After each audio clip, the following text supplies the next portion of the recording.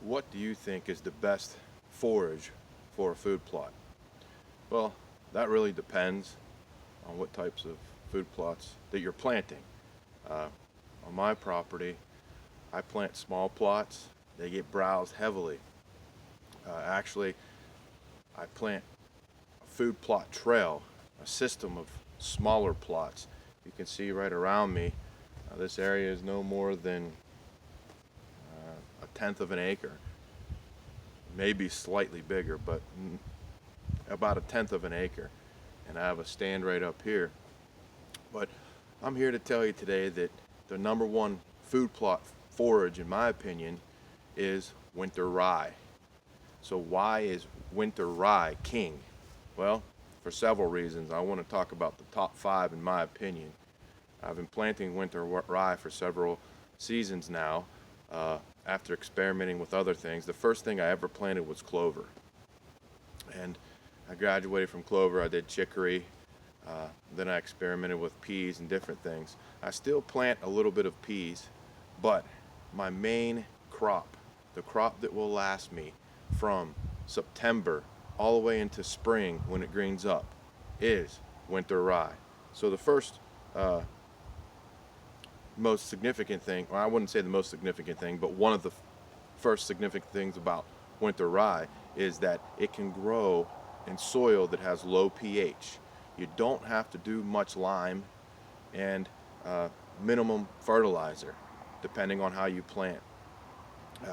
I've got soil, the soil I'm standing on right now, I did a pH test actually last spring, and it came in at 5.3, but yet winter rye is growing extremely well in here.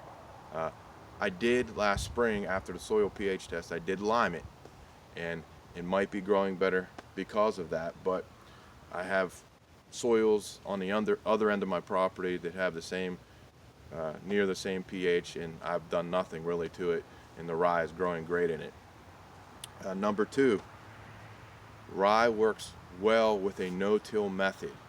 I've already sprayed off areas with really nothing there but weeds, sprayed it with Roundup, and broadcasted rye. It came up beautifully, and it's still here now, and we're here in the middle of March, and the deer are still using it. You can see a lot of deer tracks, you can see deer droppings and everything in it. So it works great with the no-till method. Three, it can handle heavy browse, real heavy browse. It keeps coming back. As a matter of fact, the more it's browsed, the thicker it gets. It's sort of like a bush that you trim. The more you trim it, the thicker it gets. Very, very, very browse tolerant.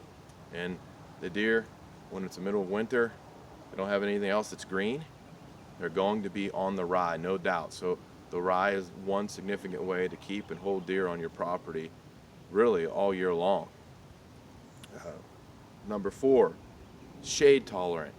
Many of the spots, this has a lot of sun, this area, but in many spots I don't get full sun. I get very limited sun. I get filtered sun, but yet the rye still grows and the deer still enjoy it. I've got a plot south of here, small plot, probably about a tenth of an acre or so, a little bit bigger, maybe a little bit bigger, but I have photos of deer bedded in it, and they're actually eating the rye, and there was rye in the doe's mouth as it was bedded down near my camera. It was probably 5 yards from my camera.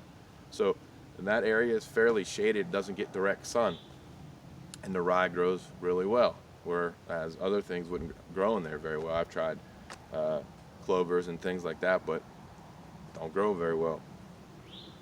And fifth, and probably the most significant thing I would think, is it stays green. Rye stays green all winter long. So that means from the time you plant it, which depending what method you use, you could start with a layering method somewhere in the middle of August, and then Labor Day another layer, and then 2 weeks after Labor Day another layer, probably 100 pounds per acre first layer, 100 pounds per acre second layer, and then 100 pounds per acre the third layer. Or you can probably put 200 pounds per acre somewhere around Labor Day. I've done that before. I've actually layered, and I've done the Labor Day, and it worked out pretty well. But it stays green from the time it comes up through the entire winter into spring green up. Okay, that's significant because it provides a food source for the deer all through hunting season, into the winter time, and when the food is lacking late winter and early spring before it greens up, they'll have something green that has some nutrition other than eating woody browse. Deer have to have a mixture of variety, and that's a key thing. Variety, variety, variety. Now, I'm telling you, winter rye is king, but maybe the second significant planting you could do, forage, is maybe winter wheat, but it doesn't tolerate the soil's pH low, low pH as well, not nearly as well as winter rye. I mean, winter rye will grow anywhere. It'll grow in the back of your truck if you spill it. I'm telling you, if you put it on a sponge, it'll grow. If it has enough moisture and it's sitting on a cinder block, it'll grow. It's amazing stuff. I mean, it's probably a miracle food plot crop, if you want to call it something. But to me, winter rye is king.